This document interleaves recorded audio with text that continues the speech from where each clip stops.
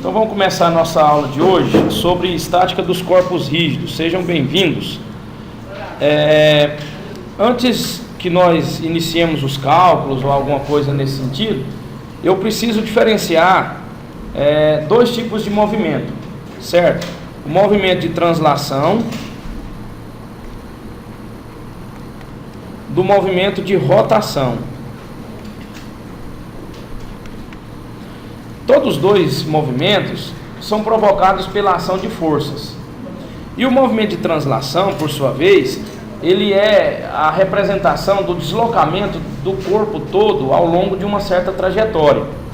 Imaginemos um bloco de massa M que está sobre um plano horizontal. Se você aplica uma força sobre esse bloco, nesse ponto de vermelho, esse bloco vai deslocar na horizontal e vai de A e digamos até B. Esse bloco vai transladar. Veja que todo o corpo se deslocou. Então houve uma translação. Translação é um movimento integral de um corpo. Quando um corpo sai de um ponto e chega em outro ponto através de uma dada trajetória. Se você observar a força que foi aplicada no ponto vermelho, ela poderia ter sido aplicada no ponto de azul, ela poderia ter sido aplicada no ponto de verde, que a translação seria a mesma. O bloquinho iria deslocar de A para B. Ou seja, a translação, naquela situação, não se preocupa com o ponto onde a força é aplicada. Porque qualquer um desses três pontos que eu mostrei para vocês provocariam a translação da mesma forma. Já a rotação, eu quero que vocês observem que imaginemos aqui um objeto qualquer, tipo esse, e esse objeto está apoiado sobre uma superfície horizontal e alguém faz com que esse objeto comece a girar em torno desse eixo de vermelho aqui, ó. Girar no sentido conforme essa setinha aqui. E então ele vai ficar rotacionando. Ele vai ficar rotacionando em torno desse eixo de vermelho que eu acabei de colocar aqui. Aí já não está tendo translação. O corpo não desloca. O corpo simplesmente gira com um movimento circular, e o eixo sobre o qual acontece esse giro, essa rotação, ele mantém-se fixo, não é isso? Um outro exemplo seria uma esfera descendo um plano horizontal, um plano inclinado como esse. Pensa que uma esfera, e essa esfera vai descer. Eu pergunto para vocês, essa esfera vai descer com movimento de rotação ou movimento de translação? Se vocês observarem, ela vai sair, digamos, do ponto A e vai chegar aqui embaixo no ponto B. Então aqui tem uma translação. Mas, muito bem, ao mesmo tempo, ela vai estar girando em torno desse eixo aqui, ó. Pensa você colocando um eixo aqui, sobre esse eixo vai acontecer a rotação, ok? Tem não. Sobre esse eixo vai acontecer a rotação. A rotação é evidente quando um eixo é fixo. Mas se vocês observarem, aqui vai ter os dois tipos de movimento, tanto o movimento de rotação como o movimento de translação.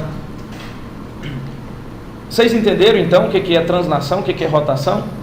Então, como eu disse para vocês, no movimento de translação, não importa onde que a força está sendo aplicada, o corpo vai deslocar, a resistência do corpo, a inércia do corpo é a mesma, independentemente do ponto em que você aplica a força.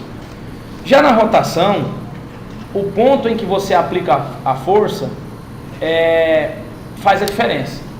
Vamos ver um exemplo. Uma porta. Se você tem uma porta essa porta tem um eixo fixo de rotação, é onde coloca as dobradiças, não é isso? Vamos supor que aqui estão as dobradiças. Geralmente se coloca uma fechadura e a maçaneta da porta numa extremidade oposta às dobradiças.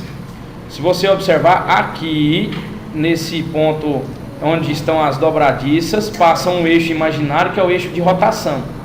Sobre eixo a porta vai abrir ou fechar.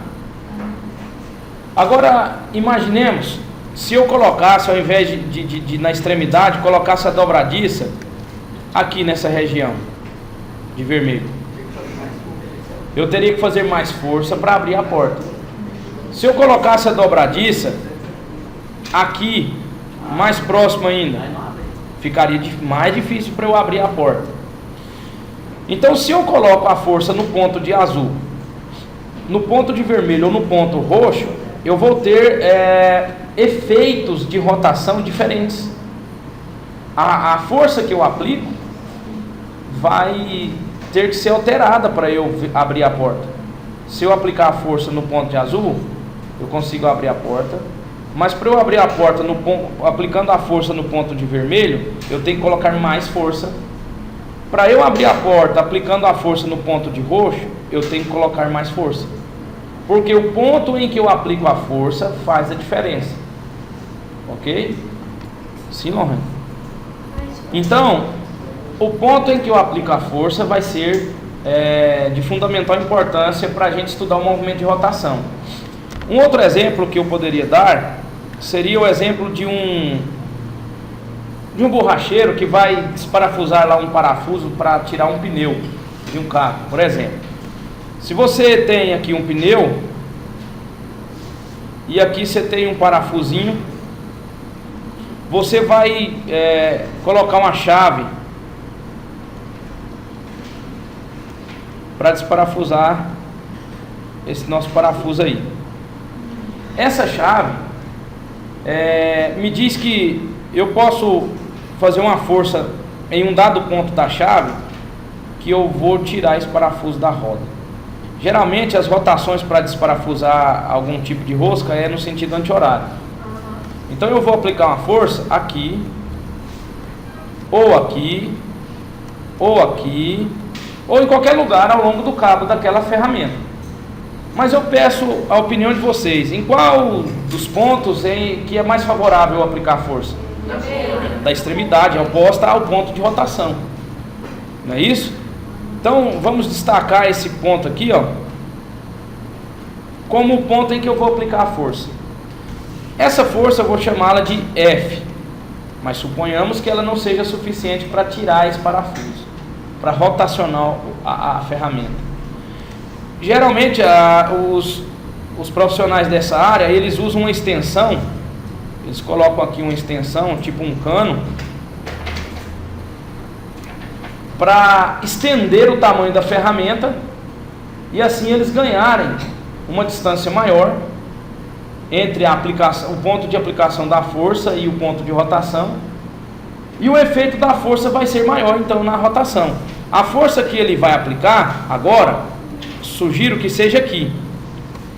Olha, a primeira força foi aplicada aqui, e digamos que a mesma força ele aplicou aqui no ponto de vermelho. Então eu tenho a primeira ocasião e a segunda ocasião, ambas com a mesma força, só que essa força aplicada em pontos diferentes.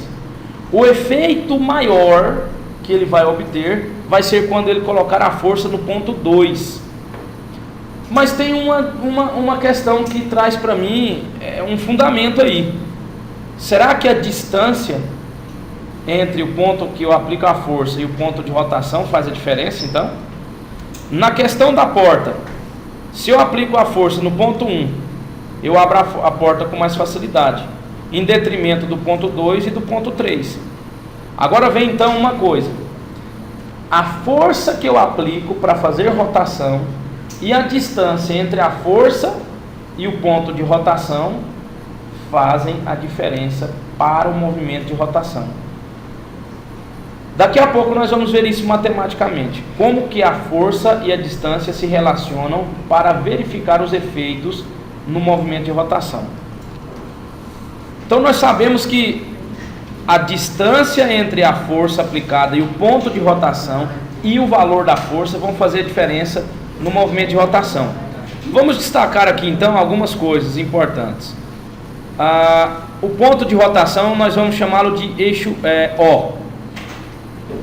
E o ponto de aplicação da força vai ser dado por um nome qualquer, ou um número destacado de alguma forma. Mas imaginemos nós que, então, aqui está o ponto O, o ponto de rotação do parafuso, e aqui de vermelho, no ponto 2, está sendo aplicada a força. Vamos colocar uma linha imaginária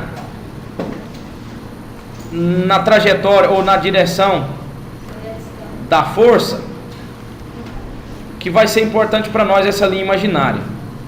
A força está sendo aplicada na direção vertical e essa direção está exemplificada por essa linha pontilhada.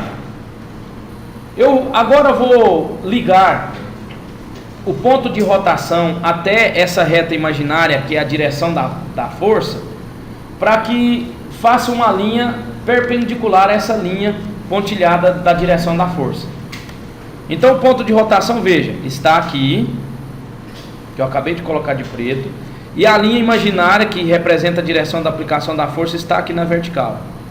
Se eu for passar uma reta que une a linha imaginária ao ponto de rotação, fazendo um ângulo de 90 graus, o tamanho dessa linha imaginária vai ser a distância que nós precisamos para estudar o movimento de rotação. Então vamos fazer uma linha aqui de vermelho. Essa linha está nessa direção aqui, ó. Vamos lá, traçar a linha. Viu que faz 90 graus essa linha?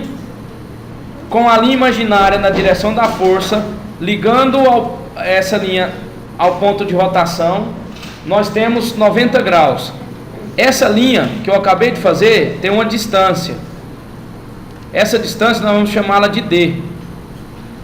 Então, como que eu posso representar a eficácia da força no movimento de rotação?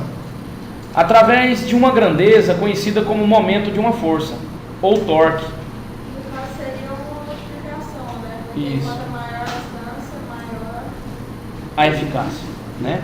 Então a grandeza que nós vamos definir agora é o momento de uma força.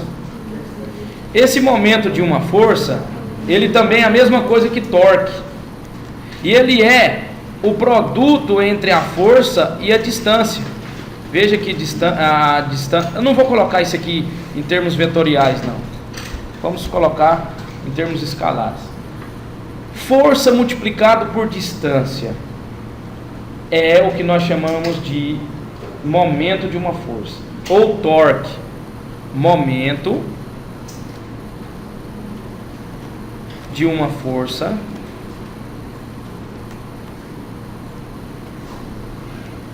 ou torque. Isto é, por definição, força vezes distância. Essa distância é a dimensão espacial que separa dois pontos importantíssimos. Primeiro, o ponto em que a força está aplicada. Segundo, o ponto em que nós chamamos de eixo de rotação. Tudo bem? Então, eu tenho aqui uma nova grandeza a ser observada, que é o momento de uma força.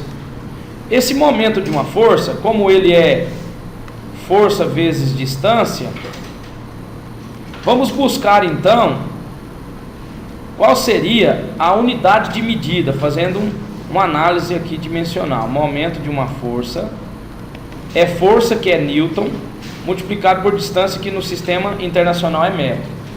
Então eis aqui a unidade de medida do momento de uma força. Esse momento de uma força representa então o efeito de uma força sobre um ponto de rotação no movimento de rotação. Vamos verificar um exemplo interessante para nós aqui agora. Vamos imaginar aqui uma barra de madeira, pode ser, que é colocada na horizontal sobre um apoio na vertical que está sobre o solo. E aqui eu coloco um objeto que está sobre a barra na extremidade da esquerda. Esse objeto vai fazer uma força-peso para baixo na barra, e essa força-peso é a força P, que é igual a massa vezes gravidade. Nesse ponto destacado de preto está o ponto em que a barra vai rotacionar. Sobre esse ponto a barra vai fazer uma rotação, vai tombar, e a força-peso está tentando fazer um giro anti-horário na barra.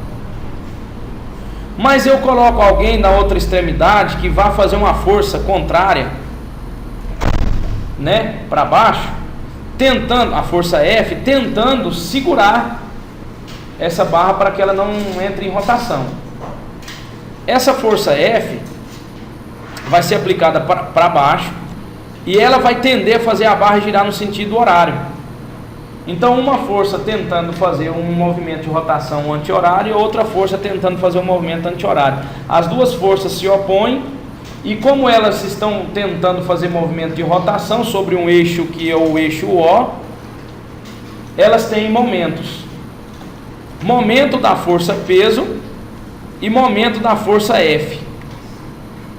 O momento da força peso depende também, além da força peso, da distância que separa o ponto de rotação e a força, que seria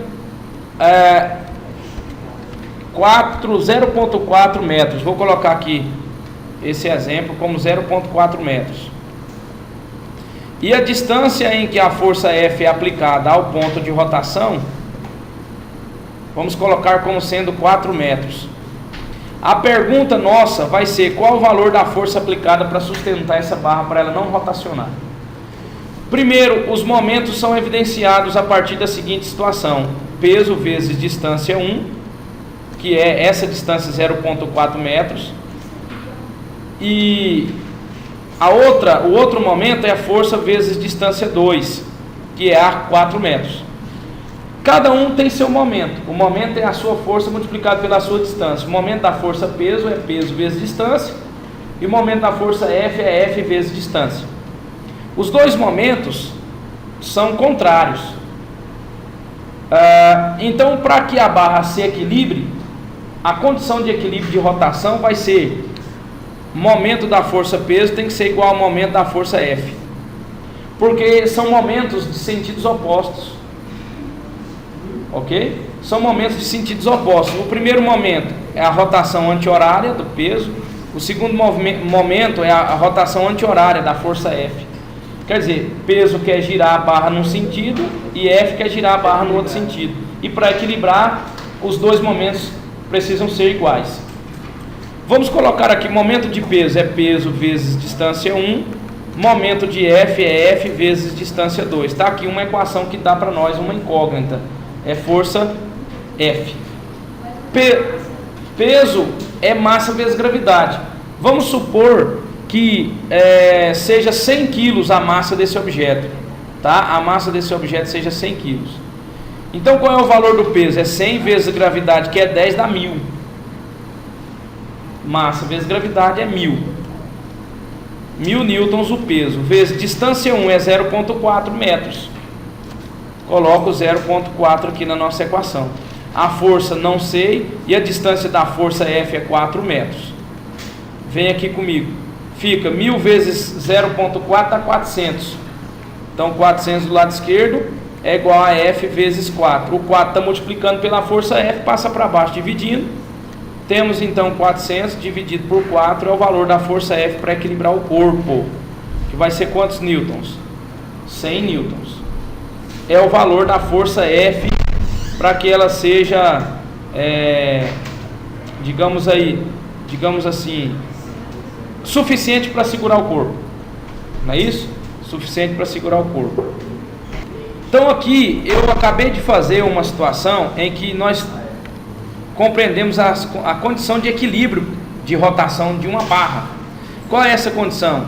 Que os momentos que são opostos sejam iguais em módulo. O momento que está tentando rotacionar para um lado tem que ser igual ao momento que está tentando rotacionar para o outro lado. Agora eu faço uma outra pergunta: qual é o momento do peso e qual que é o momento de F? O momento de peso, que é peso vezes D1, é 1000 vezes 0,4. Então o momento da força peso é quanto? 400 Newton vezes metro. O momento da força F é força F vezes D2. Então o momento da força F é a F, que é 100, vezes D2, que é 4. O momento da força F dá 400 Newton vezes metro também. Então eu tenho aqui dois momentos em sentidos opostos, mas que são iguais em módulo. Se eles se opõem e são iguais em módulo, eles não vão permitir, um não permite que o outro rotacione o objeto. Então há aqui um equilíbrio de rotação. Uma outra coisa que a gente poderia perguntar é o seguinte: qual seria o valor da força que o ponto de apoio estaria fazendo sobre a barra? Agora é que vem a questão. Olha, eu vou observar essa barra no sentido completo da questão. A barra está aqui, na horizontal, não é isso? Eu vou fazer uns tracinhos de azul aqui, para destacar essa barra, para a gente não perdê-la de vista. E eu vou colocar aqui as forças que estão atuando nessa barra, de roxo. A força peso está aqui, e a força F, que está aqui. Ambas estão na vertical e para baixo, não é isso? Ambas estão na vertical e para baixo. Então, é o seguinte, a força que o ponto de apoio vai fazer sobre a barra é como se fosse uma força normal. A barra está apoiada sobre essa haste vertical. Então a haste vertical não deixa a barra cair. Ela faz então a força de verde aqui para cima. Essa força de verde é a força normal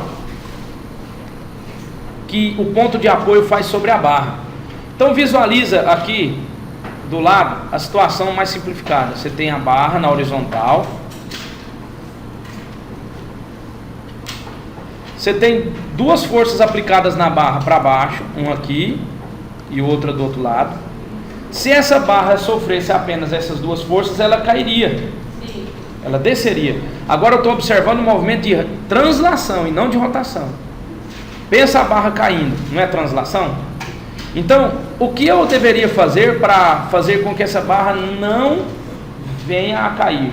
Coloca uma força apontada para cima. E essa força vai ser apontada para cima no ponto de apoio. Então eu tenho agora duas forças para baixo e uma força para cima. A força da esquerda é a força peso, a força da direita é a força F, a força que está ali apontada para cima é a força normal. Quando você tem um apoio entre duas superfícies, não aparece uma força normal, que está sempre perpendicular ao contato? Não é? Então, aqui, para que haja um equilíbrio de translação, qual é a condição? É que a força resultante seja zero. Então, para que a força resultante tem que ser zero. Para que essa força resultante seja zero, a força normal tem que ser igual à soma da força peso com a força F. Ou seja, as duas forças para baixo concorrem com a força que está para cima. Elas são opostas. As duas forças para baixo são opostas à força para cima. Elas competem juntas contra a força normal. Se eu obtiver essa igualdade, eu vou entender ou calcular a força normal, que é a força que o ponto de apoio está fazendo na barra para cima. Então a força normal é igual à força peso, que é quanto? 1000 newtons, mais a força F, que é quanto? 100 newtons. Quanto que tem que ser a força normal, que é a força de apoio, para que a barra não caia? 1100 newtons. Mas agora eu vou dar um outro exemplo que vai aproximar mais da realidade. Porque no exemplo anterior, nós não preocupamos ou não evidenciamos o peso da barra. Nós falamos do peso da esferinha, do bloquinho que estava na extremidade esquerda da barra. Nós falamos da força F que foi aplicada na outra extremidade da barra e da força normal que foi aplicada pelo ponto de apoio sobre a barra. Mas agora nós vamos fazer uma barra, vamos colocar uma barra aqui, que na horizontal, ok? Ela está sob lação. Essa barra está apoiada aqui, bem semelhante a outra situação, e eu coloco um objeto nessa extremidade, certo? Uma esferinha aqui nessa extremidade. Eu coloco um outro objeto aqui nessa outra extremidade. Ficou melhor agora esse objeto, uma esfera. E esse objeto aqui, ele tem uma massa de 35 quilos. E esse objeto aqui tem uma massa M, que eu não sei. A barra está sendo atraída pelo planeta Terra, através da força que nós conhecemos, peso. E essa força peso está aplicada bem no centro geométrico da barra, porque eu considero essa barra como um retângulo homogêneo, né? Olhando de perfil, eu vejo um retângulo homogêneo, todos os lados bem perfeitos aí, né? Os lados na horizontal são iguais, os lados na vertical são iguais, então é uma barra perfeita. O desenho não mostra isso, mas imaginemos assim. Esse ponto de vermelho representa o ponto em que a força-peso é aplicada na barra. Esse ponto chama-se centro de gravidade. Então aqui aparece uma força-peso da barra, vou chamar peso da barra, peso B. Na esferinha da esquerda aparece um peso que eu vou chamar de peso 1. Na esferinha da direita aparece um peso que é para baixo também, que eu vou chamar de peso 2. Nós temos três pesos, então, o peso da barra, o peso das duas esferas. Vamos observar que o peso da esfera da esquerda está tentando fazer um movimento o quê? Horário. Anti-horário, de novo eu insisto assim, né? Anti-horário. O peso da barra teria que ser igual a soma dos seus dois pesos. Então o peso 2 está tentando fazer uma rotação horária. O peso da barra está tentando fazer uma rotação horária ou anti-horária? Para isso eu preciso saber qual é o ponto de rotação. Está aqui, ó. O eixo O está bem aqui. Se a nossa barra tem um peso aqui para baixo, do lado direito do ponto de rotação, ela está tentando fazer um movimento de rotação horária. Então eu tenho três momentos aqui agora, momentos, né, torques. O momento 1, peso 1, o momento B, que é o momento do peso B, e o momento 2, que é o momento da força peso 2. Vem comigo então, eu tenho um momento da força peso 1, eu tenho um momento da força peso da barra, e eu tenho um momento da força peso 2. São três momentos, ou três torques distintos. Cada um no seu lugar, cada um com seus valores, com seus módulos. O momento da força peso 1 é peso 1 vezes distância 1. Quem é a distância 1? É a distância que está sendo entre a força peso 1 e o ponto de rotação. Está aqui, ó, essa distância que eu acabei de colocar aqui, distância 1. A distância B, que eu diria B porque é o peso da barra, né? Distância entre o peso da barra e o ponto de rotação, está aqui, distância B. A distância 2 seria a distância entre o ponto de rotação e a aplicação da força 2. Distância 2 está aqui. Então, voltando aqui, o momento do peso da barra é peso da barra multiplicado por distância B, e o momento da força peso 2 é peso 2 multiplicado pela distância 2. Ok? Agora, vamos colocar os valores nessas distâncias. Eu vou chamar a distância 1, vou dar um valor para a distância 1, 2 metros. A distância 2, eu vou dizer que é 8 metros, não, desculpa, eu vou dizer que é 6 metros. E a distância B, aí, eu vou falar que é 4 metros menos 2 metros. Ok? 2 metros. Então, grave bem esses valores aqui. Agora, eu vou buscar uma compreensão no sentido de equilíbrio. Vou buscar uma compreensão no sentido de equilíbrio. A primeira pergunta que nós fazemos: quais as condições ou qual a condição para que haja um equilíbrio de rotação, para a barra não rotacionar? A pergunta é: qual a condição de equilíbrio de rotação para a barra não girar? Os momentos têm que ser observados. Vamos lá, quais os momentos que estão juntos no mesmo sentido? Olha só, peso de B é sentido horário, peso 2 sentido horário. Então peso B e peso 2 estão tentando fazer um momento horário. Peso 1 está tentando fazer um momento anti-horário. Então peso 1 está competindo com os outros dois pesos. Então eu posso concluir que o momento do peso 1, ele é igual à soma dos outros dois momentos. O momento do peso B com o momento do peso 2. Tudo bem? Vamos supor que a barra tenha 5 quilos, tá? A massa da barra seja 5 quilos. Qual que é o peso da barra? 50 newtons, porque é 5 vezes 10 de gravidade, né? 50 newtons.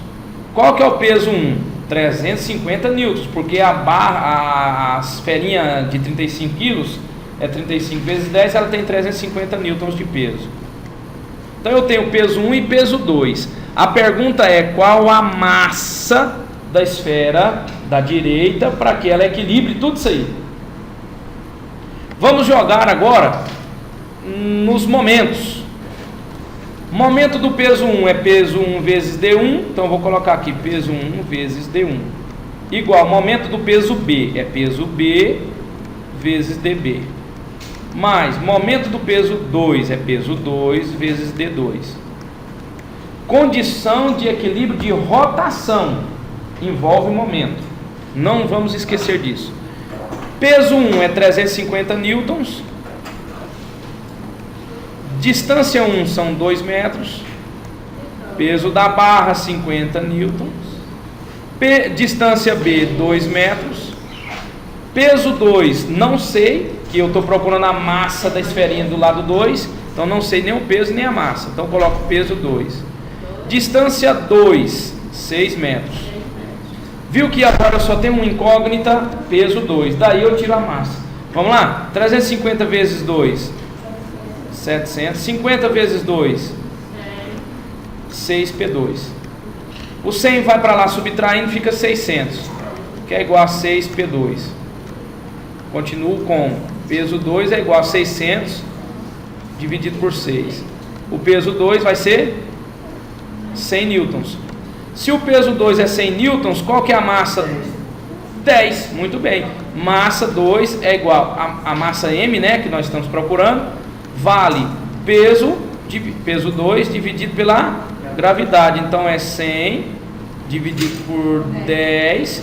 Então a massa M vai ser 10 quilos. Achamos a massa da esferinha do lado direito da nossa figura, 10 quilos. Então descobrimos a massa, né? Agora eu vou fazer uma outra pergunta vinculada a esse mesmo exemplo. A barra está sendo apoiada por esse suporte aqui, ó. Esse suporte faz uma força apontada para cima na barra, que é a força normal, como vimos no exemplo anterior. Qual é o valor dessa força normal? Vou colocar a figura mais simples aqui. A barra está aqui.